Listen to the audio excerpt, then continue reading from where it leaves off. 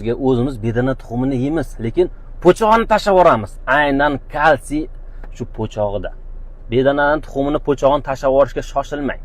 Yaxshilab yuvib, quritib, choy qilib iste'mol qilsangiz, aptekaga borib kalsiy olmaysiz. Baraka topkurlar, shuni bajaring.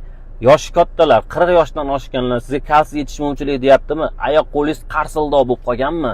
Bedana tuxumini oling, ichidagini qaynatib iste'mol qiling. Testosteronlar ko'taradi erkaklar uchun va tashqarisidagini quritib qo'yingda choy qilib, 3 ta donasini maydalaysinmi, maydalamasdanmi qaynagan suv solib qo'yasizda va uni suvini ichasiz. Yaxshilab yuvorish esdan chiqmasin. Kalsiyda eng yuqori kalsiy bedana tuxumda. Haqiqiy natr to'g'da emas, bedana tuxumda ko'proq. Bu ilmiy isbotlangan narsa. Qarsildoq insonlar, oyoq og'riydiganlar, tishlari to'kilayotganlar, ayniqsa homiladorlikdan keyin sizga bu narsa kerak bo'ladi. Foydalanib ko'ring bedana tuxumdan. Arzon turadigan narsalar bular hammasi. Albatta, kichkina tabib sizga eng sifatlisi, eng arzoni va uy sharoitida tayyorlanadigan retseptlarni ulashadi. A'zo bo'lib, podpisatsiya bosib, tanishlaringiz ulashini esdan chiqarmang. Salomat bo'ling.